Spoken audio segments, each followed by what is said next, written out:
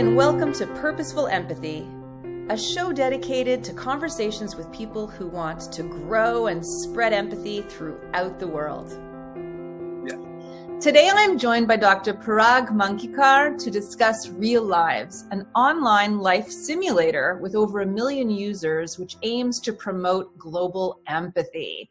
Parag is a social entrepreneur who started his journey as a medical and public health professional and is also a trained anthropologist.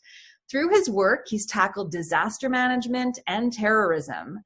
As an Ashoka Fellow and Salzburg Seminar Fellow, it's clear he's made a commitment to positive social change. Today, he's the Executive Director of RealLives with a mandate to scale the simulator around the world. It is such a pleasure to have you here, Parag. Thank you for joining. Me too, Anita. Thanks. And it's a privilege to talk to you. Oh, sweet, sweet. Now tell us what RealLives is about. I'd love to hear you tell our audience. The quest was how we can bring gamification to young people and how we can nurture their values of life, values of humanity, and the values of how they live in this world was the big question. So RealLives essentially is a simulator where we have collected statistical data from 193 countries of the world who have signed the United Nations mandate. Now, this data is from birth to death, and it's a huge data collected by more than 150 organizations of this world, starting from United Nations to World Bank to Oxfam and whatnot, And one of the biggest thing we realized is that although the data is captured by all these big organizations over the last 70, 80, 90 years, if you ask any young people, what is the infant mortality, what is the maternal mortality, how many people get jobs, how many people are unemployed, you will surprise that nobody knows this data. So there is a big disconnect between what happens in this world, in the real world, and what we are actually teaching the kids in the school. And this is where actually one of the gaps, which is really a very dangerous gap I see as a producer of this game. Yeah, I teach social entrepreneurship and leadership at McGill, and I completely relate.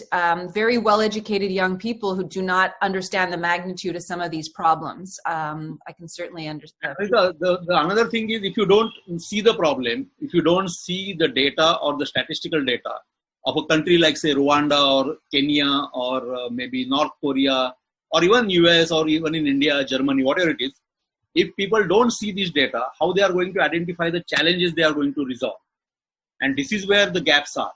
And this is the role of RealLives. When you are born in a country, so when you click the button, I want to live somewhere, you are born randomly in a country, and then you live a life from birth to death. And as no one of us know actually when we are going to die, the algorithm of RealLives actually makes you die in the game as a character. And then you live that life from birth to death. Sometimes you might die at the age of 1, or sometimes you live up to 100. So technically, if anybody's interested and curious, you log on, you pay a small fee to be a gamer on RealLives. And then how many lives can you actually live virtually by playing the game? Billions and trillions of life, because the algorithm are so powerful and they are so randomly generated. Because there are about 400 attributes in the game. And each time you are born, you will never born with the same name in the same country with the same statistical data you are born with. It's all like our 7 billion people where you are a very different person, I am a very different person. Although we have same genome, our expressions, our mentality, our psychology, our disease pattern, everything is different. That's how it happens in real life. So each time you play, you are actually have a possibility to live trillions of lives. Right, based on the real data of gender disparity, income disparity, access to water. Incredible. So when you're going through the game, what are some of the things that happen just to bring the game to life? So one is, of course, first 8 years in the game, like in our real lives, we don't do anything. Everything is happening around us. After that, certain decisions starts happening in the life. They may be about your education, they may be about your job, they may be about your relationships, they may be about dropping out from the school, they may be about the disease, they may be about your family income and how you are going to manage it. So it's like a very complex scenario which happens around you. And young people especially are very fascinated to really have this dashboard where a lot of things are happening, and they are trying to negotiate with choices and decisions they are going to make in the game. Now, as you realize, the moment you do a decision, for example, I want to drop out from a school, your entire trajectory of that life changes. And then you may not get a blue collar or white collar job, but you might turn into a businessman like Bill Gates or Steve Jobs, and who knows. Or sometimes you are brilliantly academically good, and suddenly your peers tell you that, do you want to have drugs, or do you want to smoke, or do you want to drink alcohol, and then entire life goes haywire, and sometimes you just die on the street. So like nobody knows in the life what is the next day, and what is the next year, and what is the future of for me. That's where the real life story is. So it works at two levels. One is the cautionary tale, how decisions can impact your own life through, the lived reality of these avatars, but then also the realities, because I'm assuming that some decisions that they want to make, maybe they'll feel blocked or their opportunities won't be given to them. Yeah. So that's what I call it, feeling of caged, or feeling in a cage, because many times we also realize, despite having in a big resource country, that sometimes you cannot do certain things despite you want to do them. Now, this is what the feeling young people get, that you are born in Afghanistan as a girl, and you may not get to go to the school at the age of 8 or 9 or 10, or you're just thrown out of the school. Now, what next you do in your life? Now, that is where actually the curiosity starts building up. And that's how people start get very, very curious. And that curiousness turns into kind of an empathy, that how this girl must be living, and what could be the life of this girl. That's where the living of somebody else's life starts. Yeah. So do you mind sharing how RealLives got started, a little backstory about the founders and what their vision was? So the founder of RealLives is a teacher from California called Bob Runyan. And Bob actually went to Africa. He was a school teacher, very brilliant in mathematics. He went to Africa, and he suddenly realized that African life is never taught in Californian schools. Now, that was a kind of a very kind of epiphanic experience he had. And he came back, and he decided to design a game which offers this randomness, which offers students to live somebody else's life across the globe. But this is not a hypothetical game. This has to be a game which is connected to the reality. And that's how actually he decided to use the statistical data. Of course, statistics is not the life. Life is actually beyond statistics and beyond number, what we live and what we end up with our friends and our beauty of life. But most of the life is trapped in the statistics. So that's how he started collecting the data. Somewhere he got stuck, and he asked for some help. And we were fortunately on Ashoka Changemaker platform together. This is around 2005 or 2006. And I ended up writing an email to him. I remember at 4 in the afternoon, India time. And I got an email reply back at 6 in the evening. And he said that, Parag, we are open for some partnership, and I am really interested in India. Around 2012, Bob and Kathy, his wife, they said, now, Parag, you should be leading RealLives, and we are offering this game as a gift to you.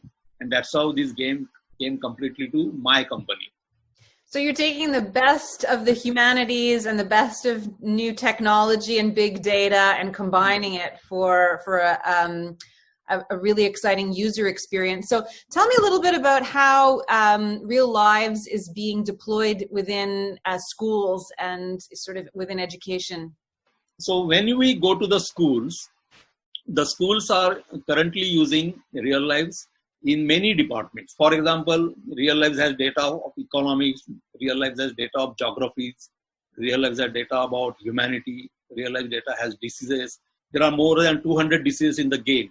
Even if you ask any doctor in Canada or India that what diseases people suffer from Africa, no doctor will know what are the common diseases in Africa. So that's what the reality of the world is. So the moment you are born, you encounter all these things.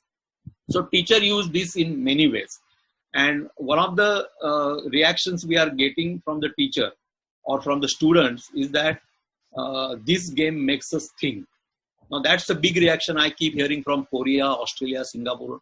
And of course, US is a big market for us, and a lot of schools in US use this game, and of course, Canada. So, so these are the kind of reactions we get.